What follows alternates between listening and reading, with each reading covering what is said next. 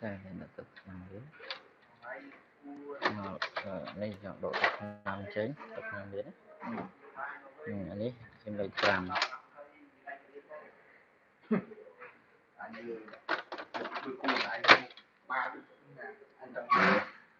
tập này tập làm rồi về cao sự buồn này lại đặt ra cái này dấu nó cái đằng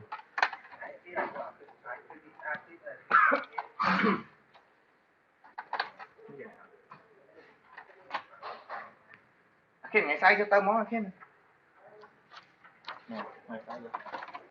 họ đặt lương chỗ đặt lương chỗ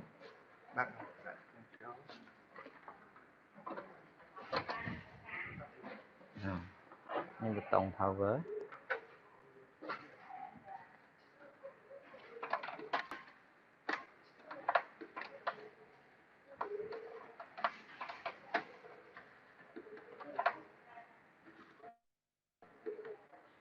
đi chơi từ tiền đi chơi tìm mùi này nhưng mà trên dòng một bán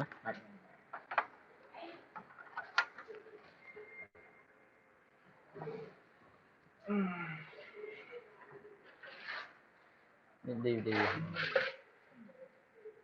đang CD cho bọn mình driver với cho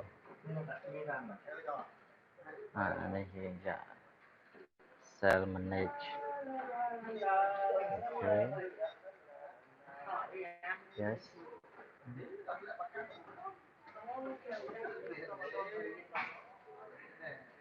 okay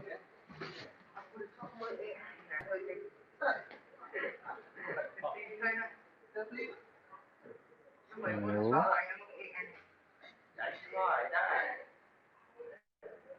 report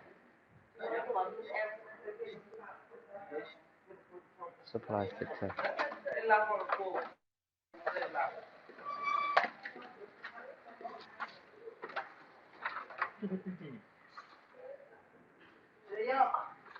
mình chọn copy để nó copy bàn từ tập thằng em print bàn từ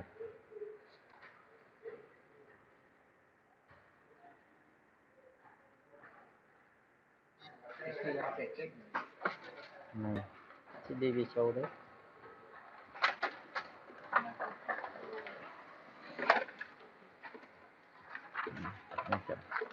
các copy với sao thôi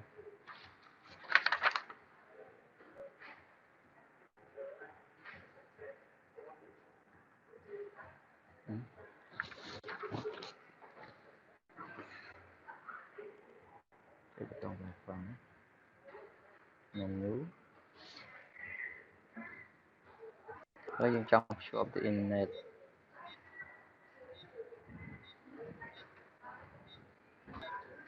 networks wireless menu wireless test setup run wireless test wireless turn on out wireless frame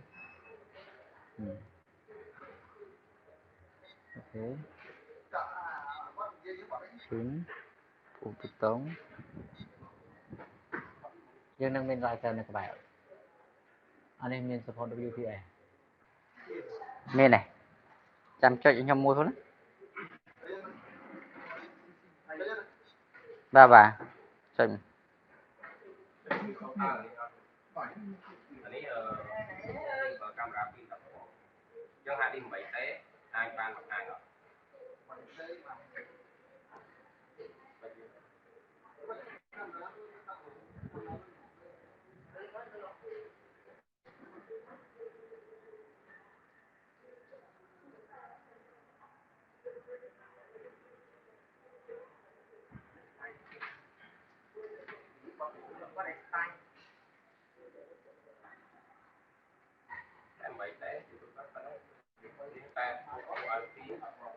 lớp chuột hết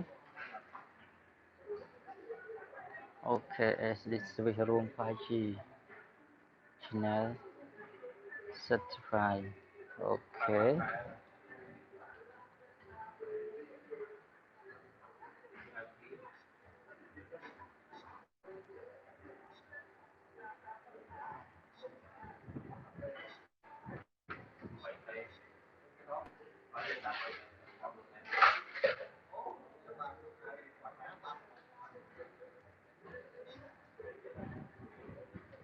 Okay, show the print configuration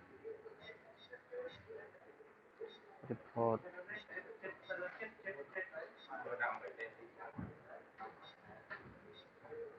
network summary. Okay.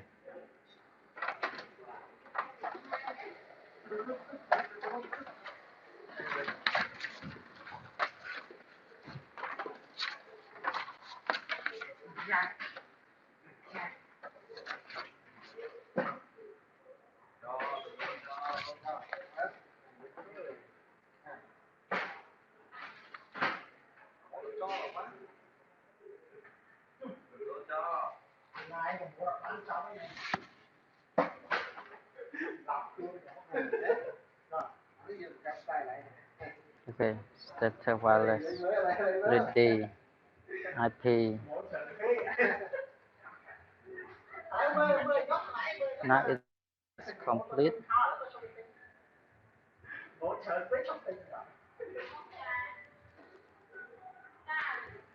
Now the printer is shown to the router already.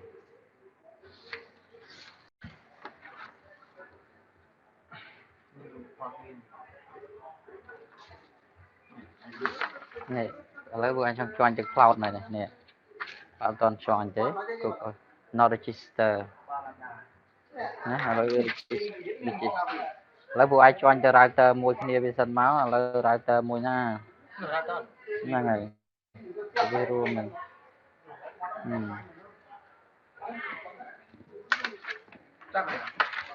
Ở bên đây thì mình xin dương lấy dương ai swap từ router bàn hỏi.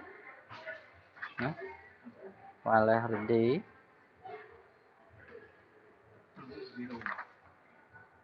Add printer sân máu. Add printer chosen. Wireless network này. Status. Connected. Wireless on. Network name SD. Chuyện add printer sân máu. Lấy install driver hỏi nữa đúng không?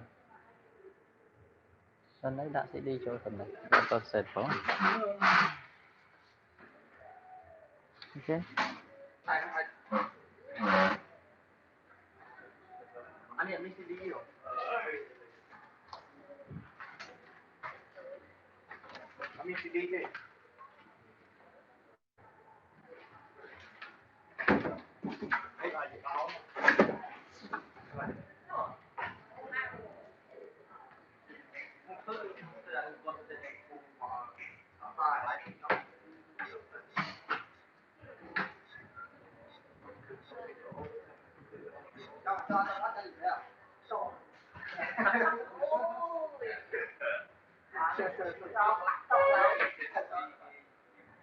Okay, thank you for watching.